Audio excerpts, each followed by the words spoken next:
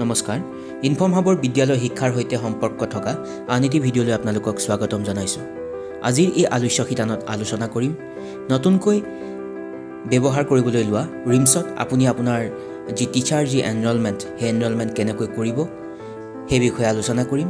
যিহেতুকে আমি প্ৰত্যেকেই প্ৰতিদিনাখনে বিদ্যালয়ত এটেণ্ডেঞ্চ দিব লাগিব অনলাইনৰ মাধ্যমেৰে, কিন্তু অনলাইন এটেণ্ডেঞ্চ দিয়াৰ আগত আমি আমাৰ যি নাম সেই নাম ৰিমছ পৰ্টেলত ৰেজিষ্ট্ৰেশ্যন কৰাই ল'ব লাগিব, অৰ্থাৎ এনৰলমেণ্ট কৰাব লাগিব।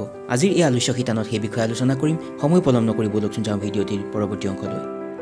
ৰিমছত আপোনাৰ নাম এনৰল কৰিবলৈ হ'লে প্ৰথমে আপুনি ডাউনলোড কৰি থোৱা ৰিমছ এপ্লিকেশ্যনটোত ক্লিক কৰিব, অ'পেন কৰিব। তাৰ পাছত এনেকুৱা এখন আপুনি স্ক্ৰীন দেখিবলৈ পাব। তাত দেখিছে এণ্টাৰ ইউজাৰ আই ডি। ইউজাৰ আই ডি হ'ব আপোনাৰ বিদ্যালয়ৰ ইউডাইছ কোডটো। আপোনাৰ বিদ্যালয়ৰ ইউডাইছ কোড এণ্ট্ৰি কৰিব। তাৰ পাছত এণ্টাৰ পাছৱৰ্ড। পাছৱৰ্ড হ'ব স্কুল, সকলোখিনি স্মল লেটাৰ @123। যদি আপুনি পাছৱৰ্ড চেঞ্জ কৰিছে তেন্তে সেইটো এণ্ট্ৰি কৰিব। আপুনি যদি এই ছাইডৰ অংশখিনিত ক্লিক কৰে তেন্তে আপোনাক পাছৱৰ্ডটোত দেখা পোৱাত সহায় কৰিব। তাৰ পাছত আপুনি লগিং অপশ্যনত যাব, অৰ্থাৎ লগিঙত ক্লিক কৰিব। ক্লিক কৰাৰ লগে লগে আপুনি এনেকুৱা এখন স্ক্ৰীন দেখিবলৈ পাব। তাত দেখা পাইছে ষ্টাফ এনৰলমেণ্ট আৰু ষ্টাফ এটেণ্ডেঞ্চ। আপুনি ডেইলি এটেণ্ডেঞ্চ দিয়াৰ আগত কিন্তু আপুনি সদায় মন কৰিব আপুনি আপোনাৰ নাম এই ৰিমছ এপ্লিকেশ্যনত এনৰল কৰিবই লাগিব। আপোনাৰ নাম এনৰল কৰিবলৈ হ'লে কেনেকৈ কৰিব আমি এতিয়া সেইখিনি চাওঁ আহক। আপুনি দেখা পোৱা এই স্ক্ৰীনৰ ষ্টাফ এনৰলমেণ্টত ক্লিক কৰিলে এনেধৰণেৰে আপোনাৰ বিদ্যালয়খনৰ শিক্ষক শিক্ষয়িত্ৰীসকলৰ তথ্যটো ওলাব। আৰু ইয়াত লক্ষ্য কৰিব যিসকল শিক্ষক শিক্ষয়িত্ৰীৰ ফটো ইয়াত দেখা পাইছে তেওঁলোকে ইতিমধ্যে এনৰল হৈছে, আৰু যিসকলে কৰা নাই তেওঁলোকে ইতিমধ্যে এনৰল হোৱা নাই। গতিকে মই এজন শিক্ষকৰ ডাটাটো আপোনালোকক দেখাবলৈ চেষ্টা কৰিম। এইজন শিক্ষকৰ তথ্যটো ল'লোঁ। ইয়াত দেখিছে আধাৰ কাৰ্ড অৰ স্কুল আই ডি কাৰ্ড। এই হালধীয়া অংশটো দুটা ডকুমেণ্ট বিচাৰে, আধাৰ কাৰ্ড আৰু স্কুল আই ডি কাৰ্ড। এতিয়া মই এখন আধাৰ কাৰ্ড লৈ ইয়াত কেনেধৰণেৰে আমি কেপচাৰ কৰাব পাৰোঁ সেইটো দেখাবলৈ চেষ্টা কৰিম।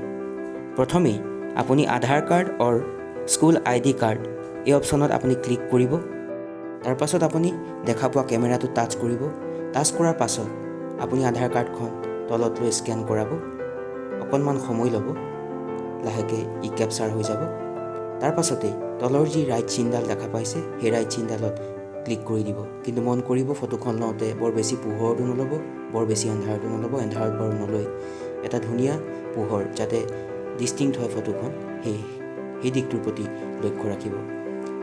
ফটোখন যেতিয়া কেপচাৰ হৈ যাব তেতিয়া এনেধৰণেৰে আপুনি ডিছপ্লেত দেখিবলৈ পাব।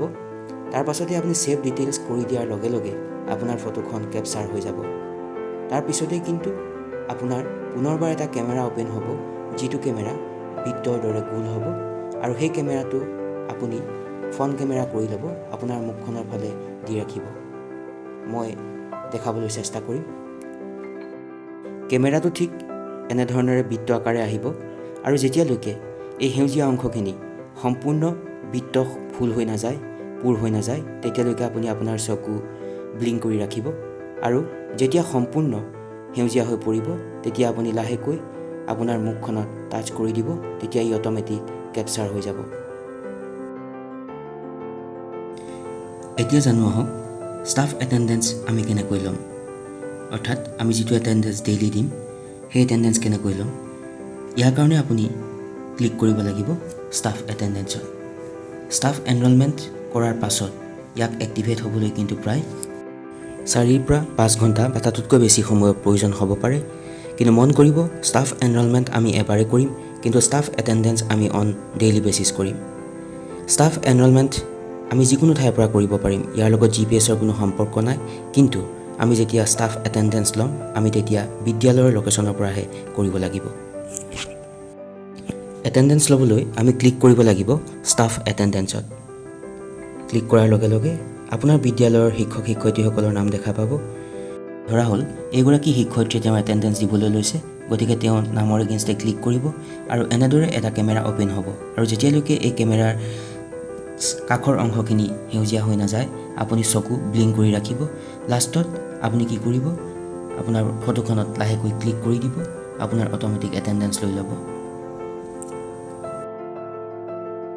কিন্তু মন কৰিব ষ্টাফ এটেন্ডেন্সত দুটা অপচন থাকিব ইন টাইম আৰু আউট টাইম যদি আপুনি এই স্ক্ৰীনখন ভালকৈ লক্ষ্য কৰে ওপৰত এটা কুৱেশ্যন মাৰ্ক দেখা পাব প্ৰশ্নবোধক চিন তাত ক্লিক কৰিলে staff enrolment staff attendance staff student enrolment student attendance staff and student leaves student group attendance আৰু ৰিফ্লেকশ্যন এনেকুৱা কিছুমান সৰু সৰু ভিডিঅ' দেখিবলৈ পাব যদি আপোনালোকে চাব বিচাৰে তেন্তে হয়তো উপকৃত হ'ব আশা কৰিছোঁ আজিৰ এই আলোচ্য শিতানটিয়ে আপোনালোকক কিছু কথা জনাত সহায় কৰিলে আৰু যদি ভিডিঅ'টি ভাল পালে তেন্তে সাবস্ক্ৰাইব লাইক আৰু শ্বেয়াৰ কৰিবলৈ নাপাহৰিব বিদ্যালয় শিক্ষাৰ সৈতে জড়িত থকা আন এটি ভিডিঅ'লৈ মই পুনৰবাৰ আপোনালোকৰ ওচৰলৈ আহিম চাই থাকিব ইনফৰ্ম হাব টেক কেয়াৰ